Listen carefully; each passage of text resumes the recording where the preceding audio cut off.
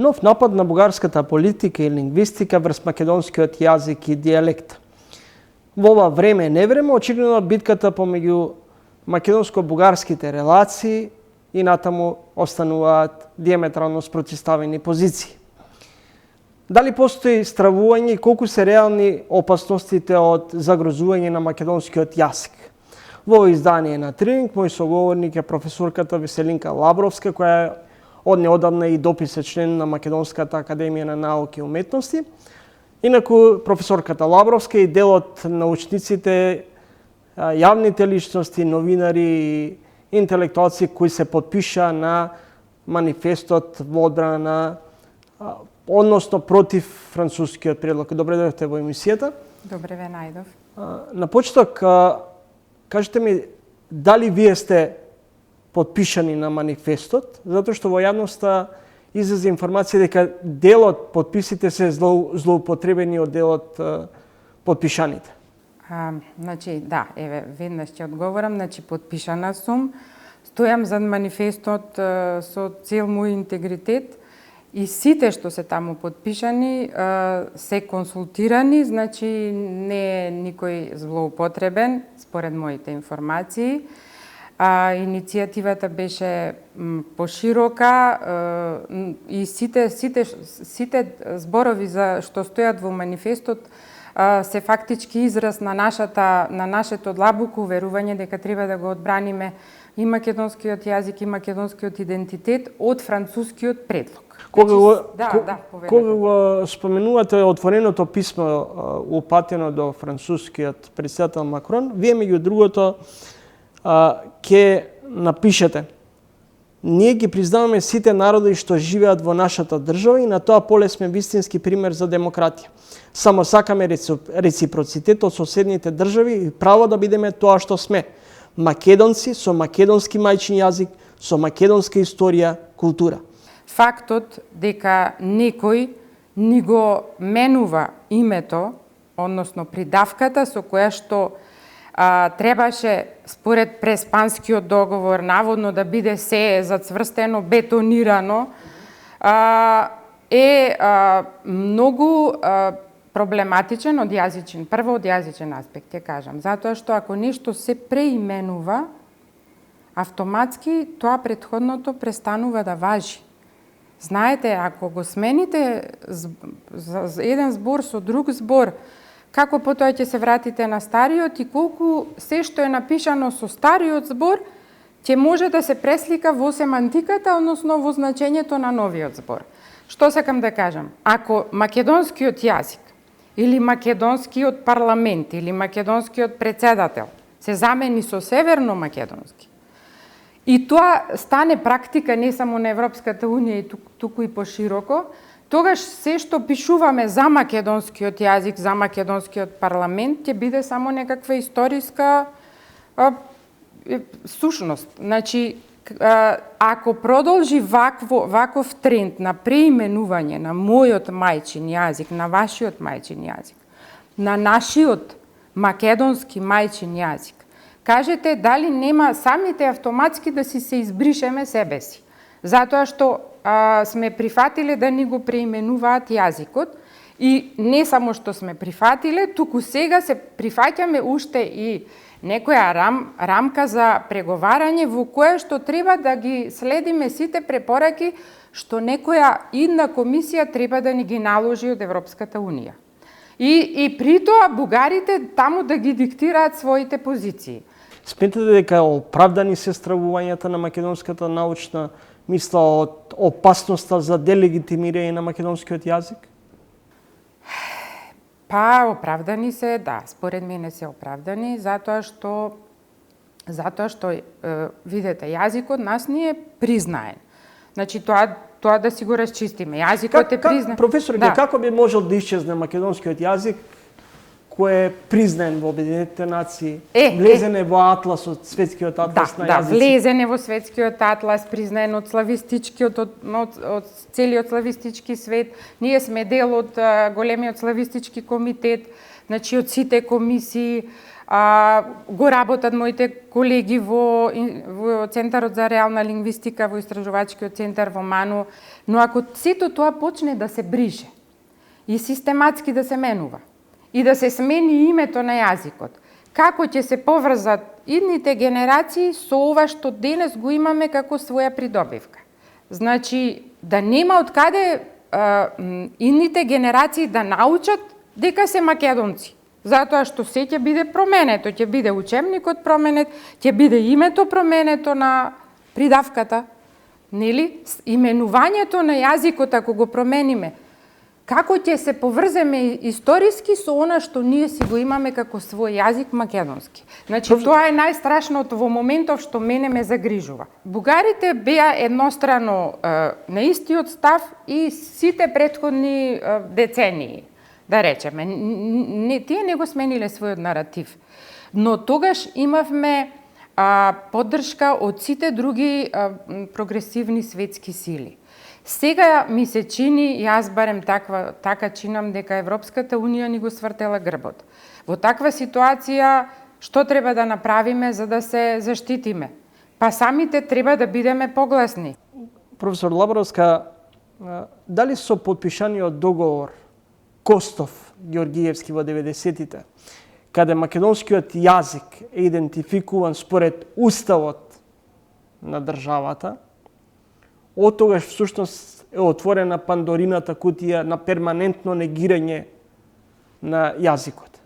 Значи, во тој момент ми беше и тогаш ми беше, да кажам, некоректно тоа дефинирање од страна на бугарската политика, но тоа го припишувавме и на нивната константа во односот спрема нас и спрема македонскиот јазик.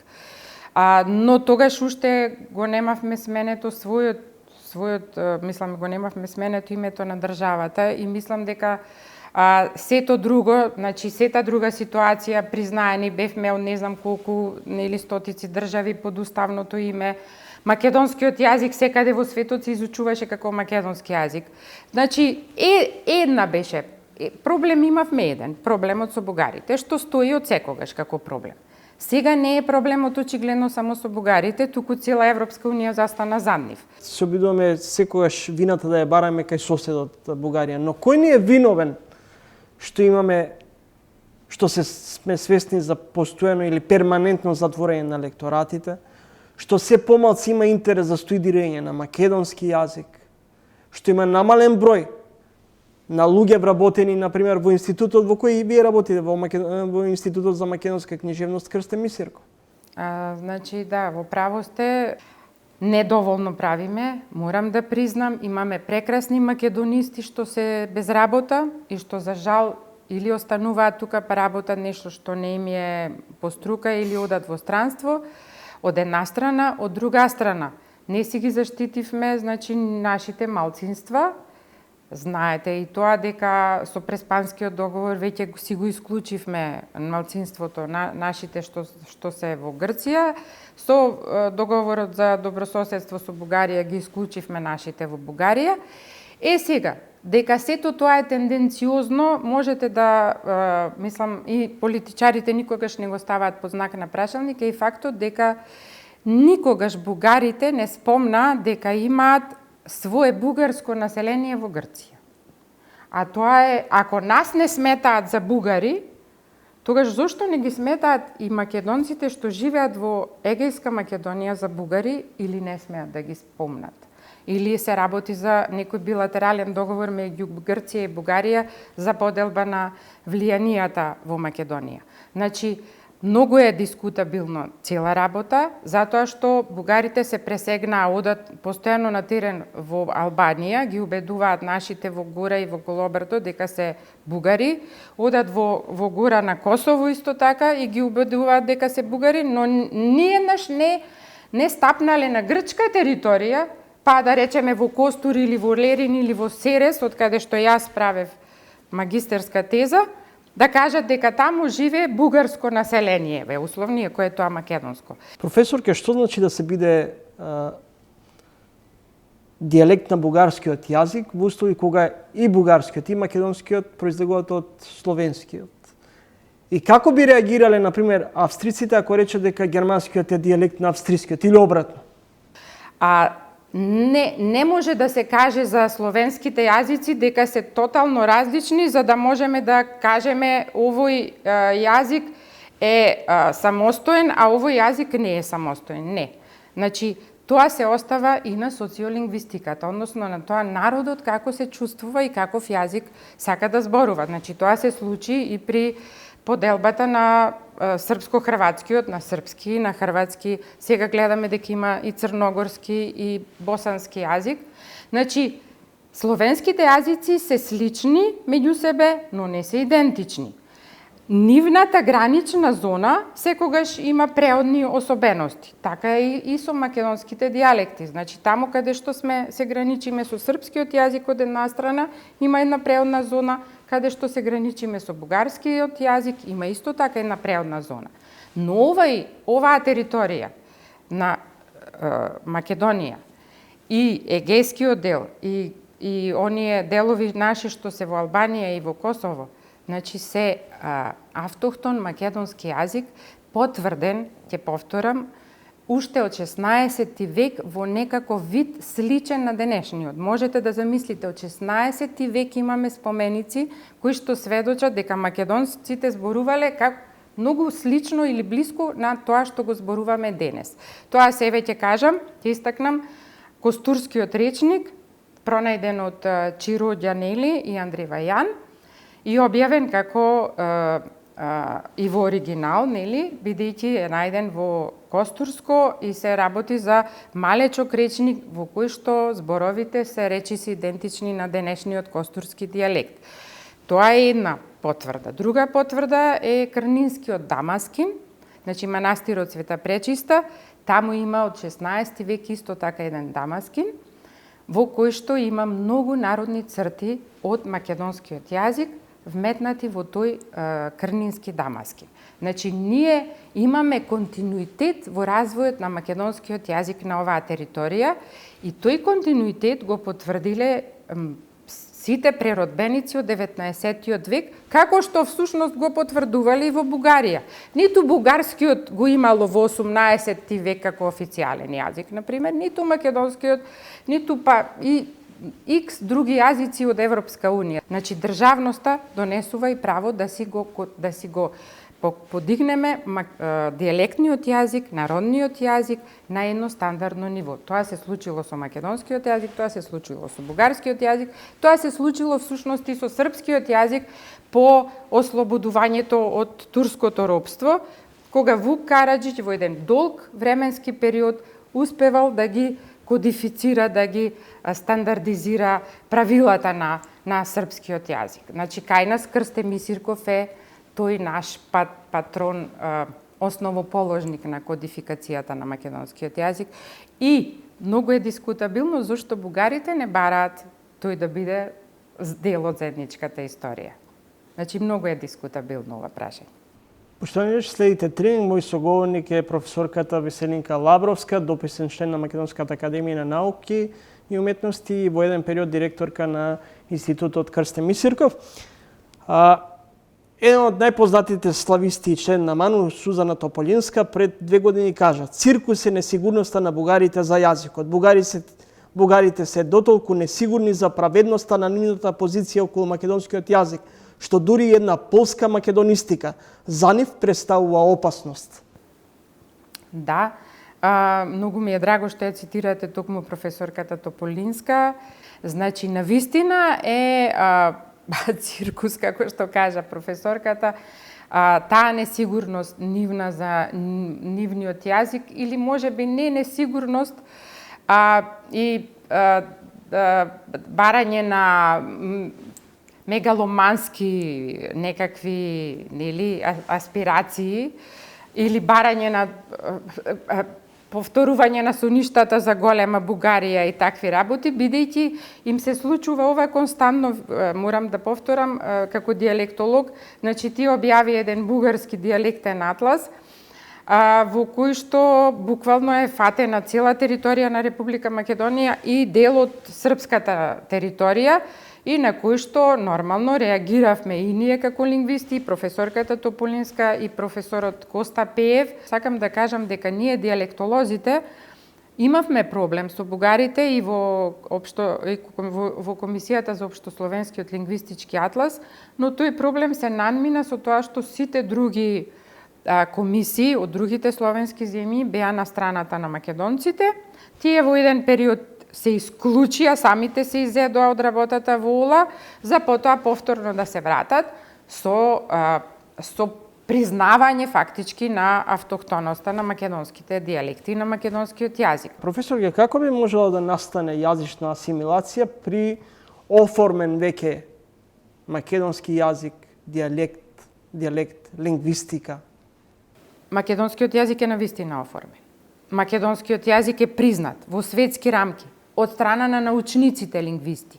Но во моментов ќе кажам, што ќе се случи ако самите еве подпишеме нешто што можеби сега го бараат на европјаните од нас, а тоа е тој француски предлог. Што ќе се случи ако постојано во тие наши преговарања треба да си ги повлекуваме позициите и да се откажуваме од историското минато, од историските личности што биле дел од оформувањето на кодификацијата на македонскиот јазик, од историскиот период кој што не промовира нас како македонци. Значи, дали ме разбирате? Јас се плашам дека со воиднина ќе се заборават тие историски факти ако се избришат. Како ги оценувате воскреснатите напади врз ликот и делото на Блаже Коневски? Во еден период Антонио Милошовски, екс-министерот тогашен на дипломатијата, го нарече џуџето од Небрегово. Деновиве лидерот на бугарите во Македонија Петар Колев со иста или слична дискредитација кон македонскиот великан. Значи, за жал, тоа е непознавање на фактите, бидејќи или моментална некаква политичка активност, предпоставувам. Бидејќи, еве, јас ќе кажам дека не само што имав прилика лично да го знам професорот Блаже Коневски и полагав кај него општа лингвистика на постдипломски, ги знам сите негови лингвистички дела. Блаже Коневски, поттикнат од поставките што ги дал Крстен Мисирков во книгата за македонските работи, кажал дека треба македонскиот јазик да биде, стандардниот македонски јазик да се базира на централното македонско наречие. Централното македонско наречие, од кое што јас потекнувам, бидејќи сум кичевчанка, нема ниеден темен глас. Нема темен глас во својот фонетски систем. Значи, се што кодифицирал Блаже Коневски, целата таа група на лингвисти што биле активни во тој период, значи е базирано на реални лингвистички факти. Тоа не е нешто што се скрива или што може да се модификува. Значи, тоа се факти. Централното македонско наречие, во кое што спаѓаат битолското, кичевското, крушевското и прилепскиот дијалект и крушевскиот, значи тоа е еден регион кај што се зборува на централни говори, значи нема во својот фонетски систем никаков темен глас. Од таа причина во нашата азбука не е ставен темен глас. Немало причина да се стави знак што не означува никаков реален глас во изговорот. Се што замислиле како принцип за кодификација е толку темелно замислено и научно потврдено што животот на македонскиот јазик како стандарден од 45-та до сега го потврдува фактот дека кодификацијата била врз најнаучни основи поставена. Како ги толкувате обидите за присвојување на светите Кирил и Методи од страна на бугарските официјалници? Ги толкувам како уште еден начин да прикажат дека е се нивно што се однесува до словенството и и до развивање на културата словенска на балканските простори. Значи, неверојатно е колку имаат колку своите аспирации кон историјата или фрустрации ги лечат преку присвојување на се што се појавило на балканскиот простор од 9 век па до сега, што е нонсенс. Значи, токму затоа во сите наши пишувања деновиве, не само јас и другите мои колеги, кажавме, истакнавме дека Кирил и Методи имаат величина на се словенски просветители. Тие не се само наши, тие се и чешки, и словачки, и руски, и на сите словенски народи кои што учеле и од таа глаголица најпрво, потоа што се трансформирала во кирилица, затоа што христијанството се ширело преку книгите преведени од Кирил и Методи. Која е нашата големина, а која е тесноградоста на бугарите, се гледа и од фактот дека ние тој јазик на првите преводи на старословенски го нарекуваме старословенски јазик, Кирил и Методи ги нарекуваме се словенски просветители, а бугарите јазикот го нарекуваат старобугарски, а Кирил и Методи ги нарекуваат бугарски просветители. Значи, од самото тоа може да се види каде е космополитизмот или ширината на македонците, а каде е тесноградоста на нашите источни соседи, за жал. Ви благодарам за гостувањето во емисијата. Ви благодарам за поканата. Поштовани гледачи, тоа беше професорката Веселинка Лабровска, дел од Институтот за македонски јазик Крстен Мисирков и дописен член на Македонската академија на науки и уметности.